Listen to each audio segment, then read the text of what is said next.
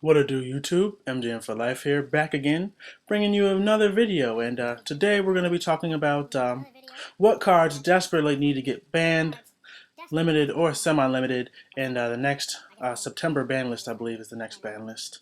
And the first card that we're going to talk about here is Super Rejuvenation. So of the top four decks right now, in order: Dragon Ruler, Spellbooks, Eel Swarms, and Mermails. They've all got their own cards that they've made broken. Now, Super Rejuvenation has been out for a while, and no deck has really been able to utilize it to its fullest potential up until this point, like Elemental Dragons have.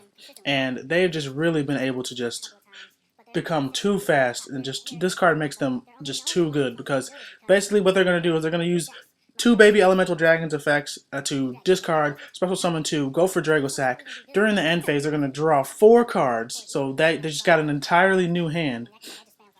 And then if they drew a Super Rejuvenation during the end phase, it's okay, because of that lightning bolt right next to the magic card sign. That makes it a quick play. So that means if they draw it during the end phase, they can activate it, draw four more cards. Oh wait, now they have to discard. Not a big deal, because I'll just send all these elemental dragons to the graveyard. So that, because I can special summon them from the graveyard anyway, so they never really go minus in any way with this card, and that's I think this is the card that prevents them from going minus. Because if you think about it, the baby dragons, they're kind of minus because you got to get rid of two to get one, and then and things of that nature. So the baby dragons are kind of minus, but then this card prevents them from going minus. So it's basically like a pot of greed on steroids, basically, for elemental dragons. And that's the reason why pot of greed was banned, is because it's just free cards with no cost. And then this card in elemental dragons, this card is free cards with no cost whatsoever. And that's why this card definitely needs to be banned. I mean, it's not the only reason why this card is getting banned is because of elemental dragons, but it's just unfair to be able to draw to draw 8 turn 1. You have way too much advantage over your opponent, and they haven't even gone yet, and that's just not fair. I mean, it's just. I really feel bad, because this card as I said before, has been around for a long time, and it has yet to be used to its fullest potential. I mean, the before Elemental Dragons came out, I mean, the most you could probably get is 2 or 3 cards, if you were playing a deck that was revolved around it. But now you can get 8 cards easy and have no problem. So Super Rejuvenation definitely needs to be banned. I don't think it should be limited or semi-limited. I think just the ability to draw 8, and I mean, if you put it at 2, there's still that chance that you can draw 8. So.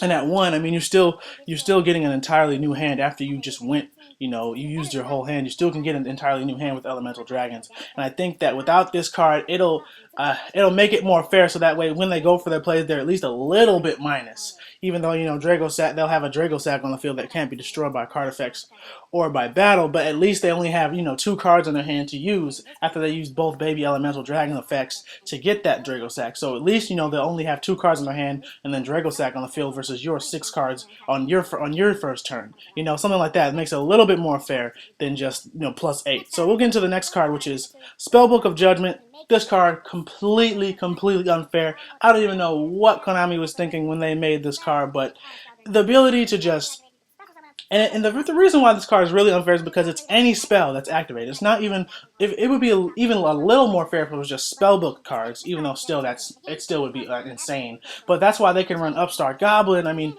I've even seen somebody, while I was playing this one guy, he was using Terraforming to add the field spell, because you could use Terraforming plus Secrets plus Master plus the field spell plus Star Hall plus Upstart Goblin. That's 6 right there. No big deal. I'll add 6 cards during the end phase and then special summon a monster. I mean, what were they thinking? Like, that is ridiculous. That is a ridiculous effect, and it's no big deal. I'll even get 3 cards in the end phase, and then I'll get a free Jowgen, so you can't special summon. Or I'll get a free Kaiku, so I can start banishing stuff from your graveyard.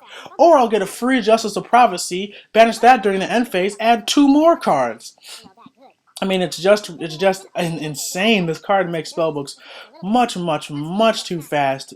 This card needs to be banned. It's ridiculous. There's nothing fair about this card. Even at 1, it doesn't matter, because they can search for it.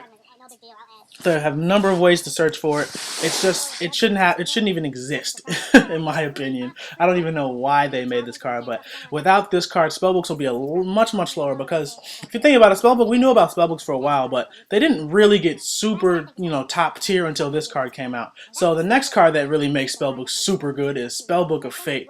Now I don't think this card should be banned. I definitely think it should be limited to one because the reason it's first of all it's too good. It's a quick play. So again, Konami has this thing with making broken quick play. So the main effect that people use is to just banish a card. No big deal. I'm going to banish your card. So your Stardust, I don't care. And you can't stop it. You can't stop it unless you have a Dark Bribe or something.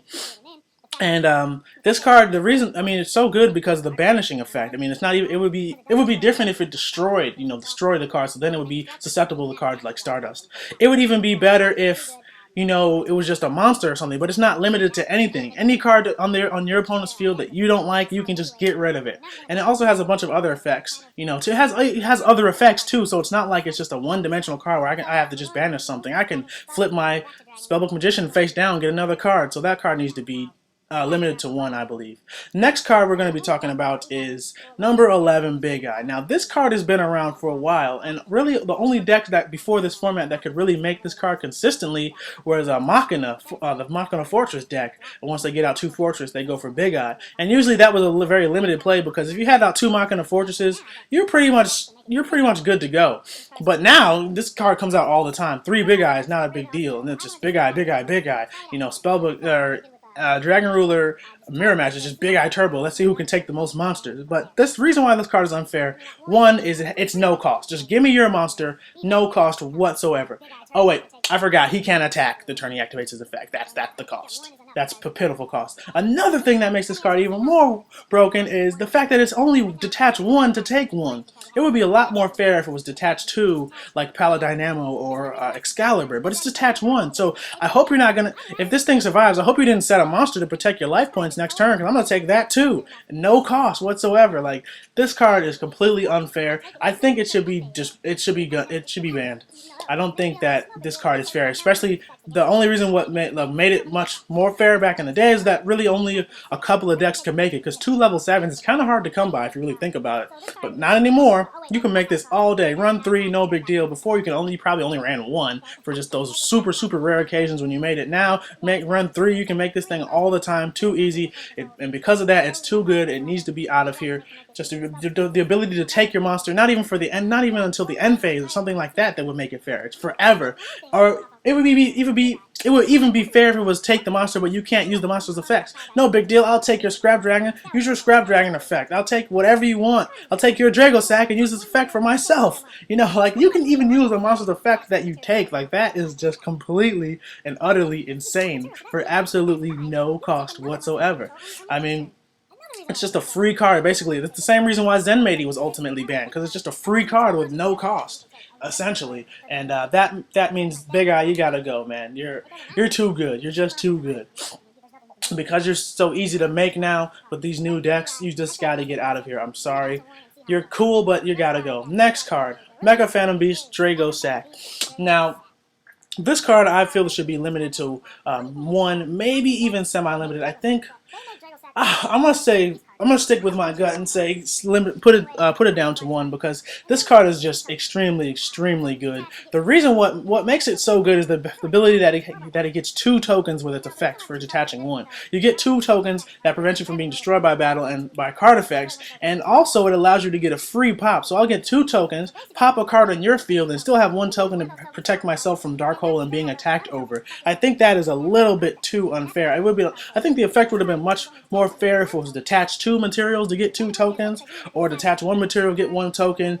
Or I think the effect would have been fair, like you can detach material to get the tokens, or you can destroy a card on the field. Like, you can only use the effect of Dragosack, one effect of Dragosack once per turn, kind of like how the Dragon Rulers have that sentence at the very bottom of their effect to prevent them from being completely and utterly broken. But I think those things would have made this card's effect much more fair. Or if it was a Mecha Phantom Beast monster, 2 level 7 Mecha Phantom Beast monsters instead of just a generic level 7 or rank 7. I'm sorry. Or whatever. That's not the point. But the point is the fact that the Mecha Phantom Beast cards don't even make this card as effectively as the top 4 decks, which doesn't even make any sense to me. Like, this is a Mecha Phantom Beast card, but nobody's playing Mecha Phantom Beasts to make this. The next card for Mermail's side, I feel like I had a hard time deciding what card was really good for Mermail's, but I came up with this card, Abyss Linde, and this card is just too good. It's just a free 2700 or 2400 attacker for Mermail's, and it can be destroyed by battle or by card effects, which is another reason what makes it good. It has to just be sent to the graveyard, and I feel like this card is just a free monster for them with no cost whatsoever. Just set Lyn, they destroy it in any way possible. No big deal. I just get another big monster out, or I can go into Abyss Spike and you know, discard and add that way. I mean, it's just too good. I feel like this card should be limited to 1, because I mean, they have Abyss Sphere. Abyss Sphere is a little bit more fair in my opinion, because it has the effect, you know, you can't use spell cards while this card's face up on the field, and also the monster is destroyed during the end phase. So, you know, even if they Abyss Sphere and they overlay using Abyss Sphere, they still can't use spells until, you know, the end of the next turn, but they'll probably just use spells before they activate Abyss Sphere. But I feel like Abyss Sphere is a little bit more fair, especially if Lyn is only at 1, because normally you have triple Lyn and then triple Abyss Sphere to get Lyn, and then that's too fast. I mean, they still have Abyss Dias, they still have Abyss Spike, but I feel like Linde is like the key to their deck, the heart of the deck. Now, I don't really play Mermails that much, so you know, a Mermail player can, you know, tell you better than I could, but I really feel like Abyss Linde is one of their key cards, if not their main key card, to get out all their monsters.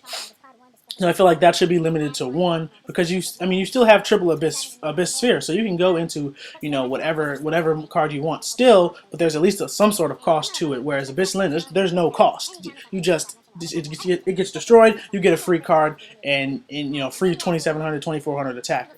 Now, the last monster I want to talk about is Evilswarm Ophion, and I know I don't want to hear you guys saying, "Oh my God, it's not that good, it's not that great," but hear me out on this. Let's just say Konami's listening to this video right now, and they value my opinion and they take all my suggestions into account. If you hit the other top 3 decks, and the Evilswarms remain untouched, then the power balance has shifted, and now Evilswarms will be that much better, and the other decks will be that much worse. So that's why I say, if the other decks you're gonna get hit, because Evilswarms are in the top 4, and the only reason why Evilswarms are even good is because of the other top 3 decks, you gotta hit Evilswarms as well, just to keep the balance of power. Because if you make the other decks weaker, all that's gonna do is just make Evilswarm users go up. So I feel like, you know, if you're going to hit the other decks, just hit Ophion, you know, at least semi-limit him, so that way they can't just continue to get free cards off of him, you know, for free. And I think that'll also make the Evilswarms, try to get a little bit better at the game, because whenever I see Evilswarm players, all they do is just make Ophion turbo, even when the situation doesn't call for it. Like, you know, there'll be time where they're going up against a deck that doesn't even use, you know, level 5 or higher monsters, and they're still making Ophion. I'm like, why are you doing that? Why not go into like a Gemini Pearl or a Maestro or something like that? That's more useful for you in this particular situation. No, they're all about Ophion, and I think even just semi-limiting them will just make the Evilswarm players, you know, have to get better at the game instead of making, you know, going for Ophion Turbo. But the real reason why I feel like you should semi-limit Ophion is, if you're going to hit the other decks, I feel like you have to hit this deck as well, in some form or fashion, so that you don't tip the balance of power and make, you know, Evilswarms become top tier because the other decks got hit and they're not as good, but Evilswarms stay the same. So that's the only reason why I have Ophion on here. I don't really think that Ophion is too much of a problem, although the free get out of jail free card is pretty good effect. But that's going to do it for this video. Those were my opinions. Guys, feel free to tell me what your opinions are in the comment section below. And as always, don't forget to rate, comment, subscribe, and that's going to be it. I'm out of here. Again, sorry for the lack of videos. I'm trying to go to Japan and trying to get paid to play basketball, so I've been busy with that. But I will try to upload more. So I'm out of here. Deuces. Comment, subscribe, all that other good stuff, and I'm out of here. Deuces.